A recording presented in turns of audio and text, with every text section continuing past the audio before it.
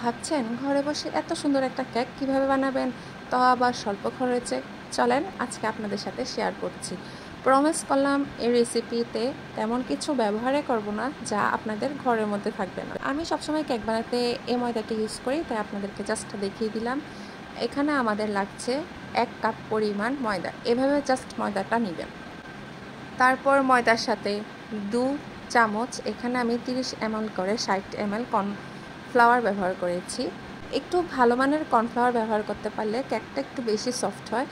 এটা আপনাদের কাছে থাকলে অবশ্যই ব্যবহার করবেন। এখানে আমি 1 চিমটি পরিমাণে বেকিং সোডা ব্যবহার করেছি আর হাফ চামচ বেকিং পাউডার ব্যবহার করেছি আর 1 চিমটি লবণ। That's it. এখন ভালোভাবে এটা চেলে নেবেন।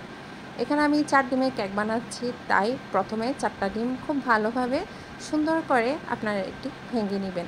তারপর এই ডিমগুলো থেকে আমাদের কুসুমগুলো আলাদা করে নিতে হবে। এখন সবচাইতে লো স্পিডে একটা বিটার দিয়ে সুন্দরভাবে এটা বিট করে নেবেন। আস্তে আস্তে বিটটা করবেন। যখন এমন ফেনা ফেনা হয়ে যাবে তখন এটাতে চিনি অ্যাড করবেন। চিনিটা কিন্তু সম্পূর্ণটা একসাথে দেওয়া যাবে না, একটু একটু করে চিনি ব্যবহার করতে হবে। এখানে আমি 1 কাপ ময়দার জন্য হাফ কাপ পরিমাণ চিনি ব্যবহার করেছি।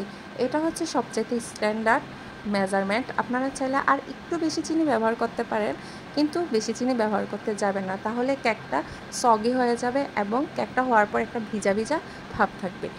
আমাদের বিটটা খুব ভালোভাবে করতে হবে, একটু থেমে থেমে বিটটা করবেন, তাহলে বিটারটা নষ্ট হওয়ার কোনো চান্স থাকবে না। এখন আমি চেক করে নিচ্ছি আমার চিনিটা গলেছে কিনা। আমার একটু একটু চিনি ছিল, সেই কারণে আমি আবার বিট করা শুরু করেছি আর শেষটুকু চিনিও দিয়ে দিলাম। বিটার মেশিনটা সবসময় ক্লকওয়াইজ ঘোরানোর ট্রাই করবেন, আর তা না হলে অনেক সময় ফোমটা নষ্ট হয়ে যায়। এই জিনিসটা একটু খেয়াল করবেন।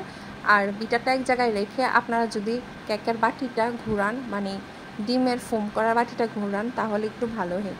এই তো আমার বিট করা প্রায় শেষ। আমি এখন এটার মধ্যে ভ্যানিলা এসেন্স এবং বাকি কুসুমগুলো দিয়ে দিব। এখানে আমি 30 ml করে 1 চামচ 2 চামচ মানে 60 ml তেল ব্যবহার করেছি। আপনারা স্পঞ্জ কেকে চাইলে তেল নাও ব্যবহার করতে পারেন, কিন্তু তেল ব্যবহার করলে কেকটা একটু খেতে ভালো লাগে। এই তো আমি কুসুমগুলো দিয়ে দিলাম। এখন এটা আলতো করে আপনারা একটু ব্লেন্ড করবেন। আর এখানে আমি 2 চামচ দিয়ে 2 চামচ মানে 1 চামচ পরিমাণ ভ্যানিলা এসেন্স দিয়েছি। এখন আলতো করে একটু বিট করে নেবেন, বেশি কিন্তু বিট করা যাবে না, তাহলে ফোমটা নষ্ট হয়ে যাবে। এই তো আমার বিট করা শেষ। আমি এখন এটার মধ্যে শুকনো উপকরণগুলো, আগে থেকে চেলে রাখা শুকনো উপকরণগুলো মিশিয়ে দিচ্ছি। আপনারা এটা ক্লকওয়াইজ সবসময় ঘুরাবেন আর মিক্স করবেন যাতে ফোমটা না ভাঙে। একটু আলতোভাবে এই কাজটা করবেন, আর একটু কম কম করে ময়দা দিলে এটা সবচাইতে বেশি ভালো হয়, মিক্স হয়ে যায় তাড়াতাড়ি আর দলা পেকে থাকে না। তারপরও আমি একটু বড় পাতিলে এটা নিয়ে চেক করছিলাম যে আমার এটা দলা পেকেছে কিনা। আল্লাহর রহমতে সব ঠিক ছিল। আর আমি এখানে 2 চামচ পরিমাণ একটু তরল দুধও ব্যবহার করেছি। আর আপনারা ট্রাই করবেন যে এমন একটা থিকনেস রাখার জন্য। মেন জিনিসটা আপনাদেরকে বলাই হলো না, আমি কিন্তু লাস্টে হাফ চামচ পরিমাণ ভিনেগার ব্যবহার করেছি। ভিনেগারটা ব্যবহার করার ফলেই কিন্তু আমাদের বেকিং পাউডার এবং বেকিং সোডা বিক্রিয়া করবে এবং আমাদের কেকটা ফুলতে সাহায্য করবে।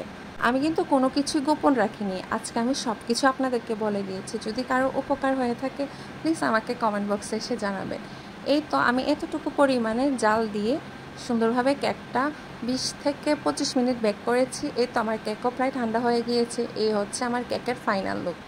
দেখতে পাচ্ছেন কতটা ইয়ামি লাগছে আর কতটা পারফেক্ট হয়েছে আমার কেকটা। আপনাদেরকে আমি ডিমোল্ড করেও দেখিয়ে দিচ্ছি।